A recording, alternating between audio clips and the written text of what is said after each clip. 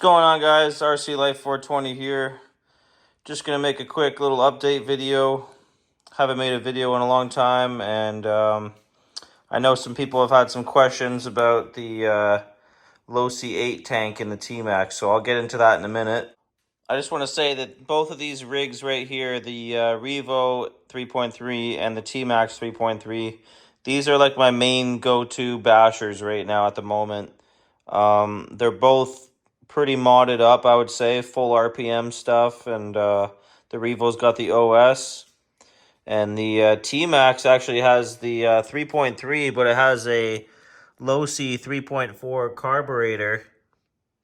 And between the low C 3.4 carburetor and the 8 fuel tank, and probably just some, good engine maintenance and good bearings in the engine, man, this Tmaxx right now is shredding.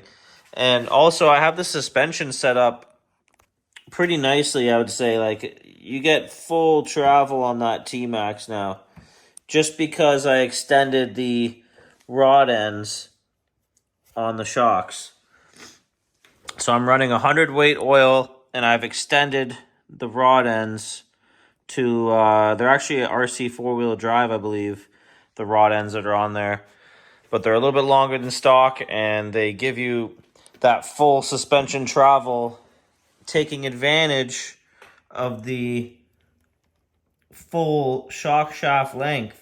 And even then, maybe if I was running bigger tires than these Badlands, I would probably get that extra little bit out of the... it's pretty much bottomed out, guys. Like, it's bottomed out. So if you put a little tip here, if you put longer rod ends on your Tmaxx shocks, you'll get some nice suspension travel. I think you'll find that you'll get better tuning with it. Check it out, guys. Just play around with it. I know it's a little bit of work taking all the rod ends off and putting new ones on, but just check it out.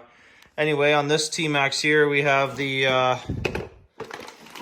we have a 2-cell LiPo. I believe it's 2200 milliamp. I completely took out the battery box from the Tmaxx and just made this little bracket out of some aluminum. And yeah, if you're not scared to drill a couple holes in your Tmaxx chassis, that's all it takes, guys. If you want to mount up a low C8 fuel tank in here, I actually used the original hole for the Tmaxx on the back here, and then I drilled out the next hole for the mount here. And these are the original low C8 mounts. So I believe they come with the fuel tank. I just had them kicking around, so get creative, guys. And I just drilled one hole for this low C8 tank, and everything clears. I'm running a 52 tooth spur gear, so you can see there I have a little bit of clearance. Yeah, 52 tooth, and this thing is like a wheelie monster right now. Also, I have the low C Ross system on here for that remote start. Got it all set up nicely. Everything's all clean and uniform, organized.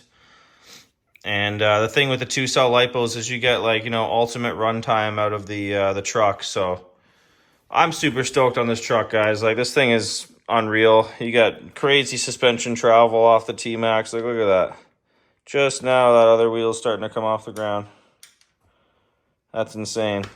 But you know what? I was talking crap about the 3.3s a little bit, but I gotta say, after having the 3.4 carburetor on here and mixed with the low C8 fuel tank, it just creates a good seal and a good run.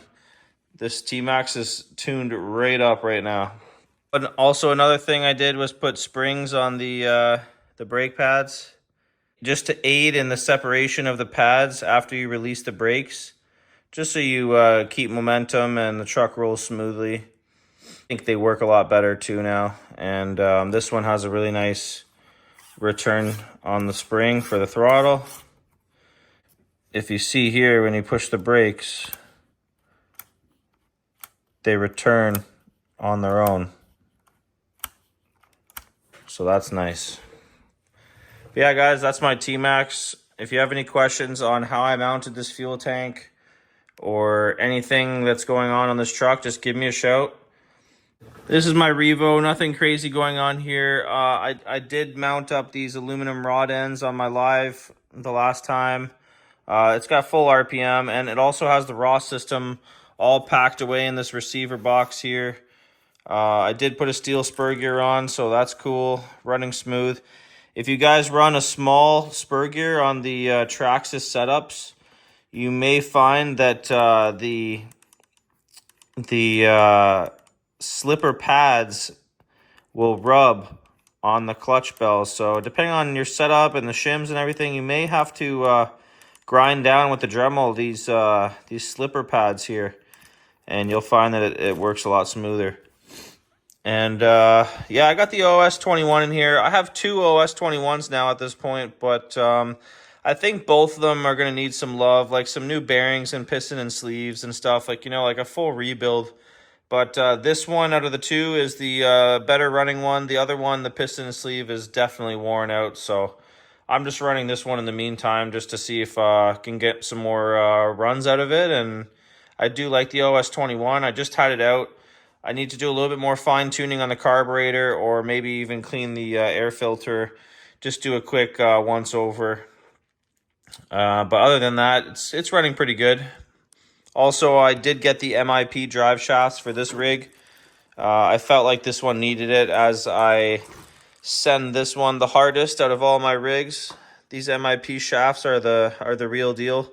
The only thing left to do on this truck, in my eyes, is get the rear aluminum bulkhead. I already have the front one, so I want to get the rear aluminum bulkhead, and I also want to get the Robinson Racing steel tranny gears.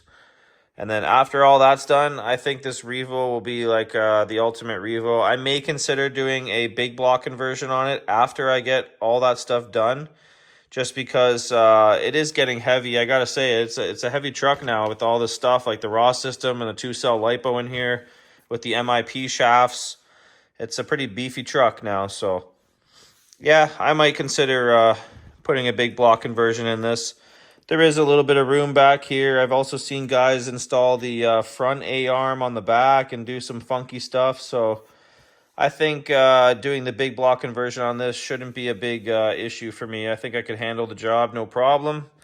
But for the time being, this is my Revo, and that was my Tmaxx I just showed you. I'm pretty stoked on them, guys. Also, one little trinket kind of mod I did was put bearings on the throttle linkage on both trucks. I just find it gives you a better, smoother throttle action, you know, and it kind of eliminates some of the play that's in the linkage there. So I don't know, guys. You know, I just got back to work, so I'm kind of busy with life and stuff like that. I haven't been posting nearly as much as I was before, but I'm definitely going to try and get back into the groove of things on my YouTube. And thanks to everybody who's subscribed and who's still watching and still supporting me. I've been having a good time with the RCs, even if I haven't been filming them and doing anything like that. I still do come down here every once in a while and tinker and work on them. Thanks for checking out this quick little video on my Traxxas Nitros. These are my day-to-day bashers, guys, and I have them set up so that they're pretty reliable. If you have any questions on how I have these trucks set up, just give me a shout in the comments, and I'll definitely respond. Other than that, you guys have a great day and keep shredding nitros. They're definitely a rare thing nowadays. I find everybody's trying to sell them, so it's good for us. But if you're thinking about getting into nitros, definitely give it a shot. Don't be afraid or shy. Just grab a nitro, try and get involved, watch a bunch of videos. You know, if you're really interested in getting it running, it'll probably happen. So anyway, RC Life 420 out. Stay tuned for RC Life logo and swag. Later.